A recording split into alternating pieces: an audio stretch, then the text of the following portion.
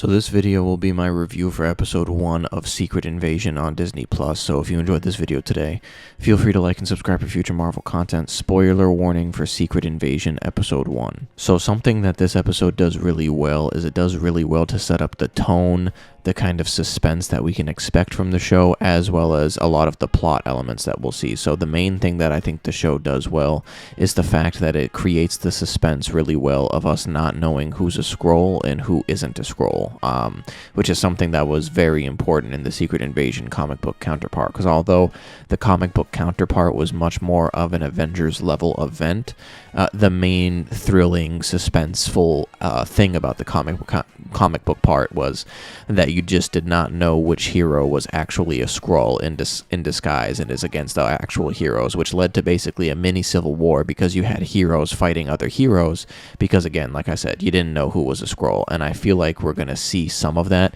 and in fact we saw kind of a little bit of it at the end, or at least a taste of what it could be like when we actually supposedly get Maria Hill getting killed by Gravik, I think his name is, but Gravik had shapeshifted to look like Nick Fury, so she was taken by surprise. So I thought that was a really fun twist, but it also shows the gravity and the severity of like how bad a Skrull infiltration can be. So I'm not saying that I'm happy that Maria Hill is potentially dead, but I'm happy with the way they went about that, because it shows how severe the situation is. This isn't just like a little thing going on. This is a catastrophic thing that's happening. The way that they're going about depicting the Skrulls in this I also like a lot, because obviously in the MCU so far, in Captain Marvel and stuff, the Skrulls have been depicted as more of like good guys in the MCU, which in the comics they're not so much. Not every Skrull has been depicted as a good guy, but generally the interactions that we've had with Skrulls have been generally good. So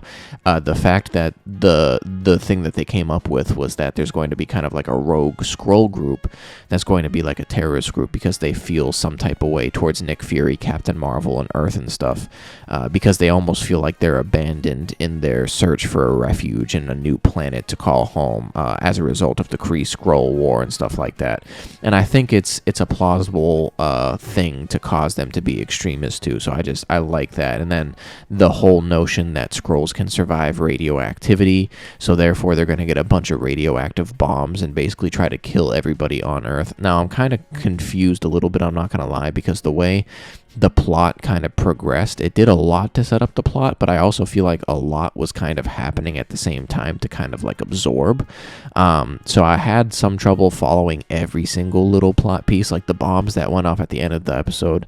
I forget if those were the radioactive bombs or not. I would think not, because I'm pretty sure the radioactive bombs are the ones that are supposed to wipe out humanity in general. So maybe the bombs that went off where they were at in Russia was just like another Skrull terrorist attack, but I'm not sure. I definitely need to go back and rewatch this episode just so I can make sure I get all the details. But I do like the way they're setting up and how it is a Earth-ending level threat that Nick Fury is up against, and it's has a spy tone, a thriller tone, similar to Captain America: Winter Soldier, where you didn't really know who to trust in that movie either.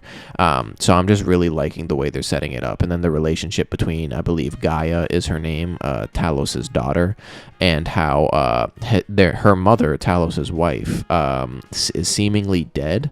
That's kind of weird that that's just like a thing that they're now mentioning, and that it was at the hands of the terrorist group. I'm assuming obviously we're going to get more information on that as the series goes on, but I like how they kind of played us and they made us think that Gaia was going to turn to our side, but then we find out that it was kind of just a ruse, and she was helping Gravik to set the bombs off and stuff like that. So I'm really digging the direction that they're going with it.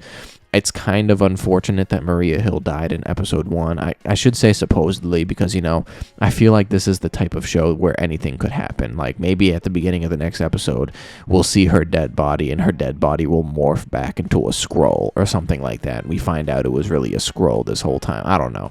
I'm just kind of spitballing there. But then also, I do expect a big hero reveal that to be a Skrull in this show, or either at least for the duration of the show, or maybe even go as far as to say a hero that we've known this whole time in the MCU has been a Skrull. I don't know how likely that second thing is, like someone being a Skrull the whole time in the MCU. I think it's more realistic to think that we'll get a reveal that a hero that's in the show is masquerading as that hero, and it's really a Skrull.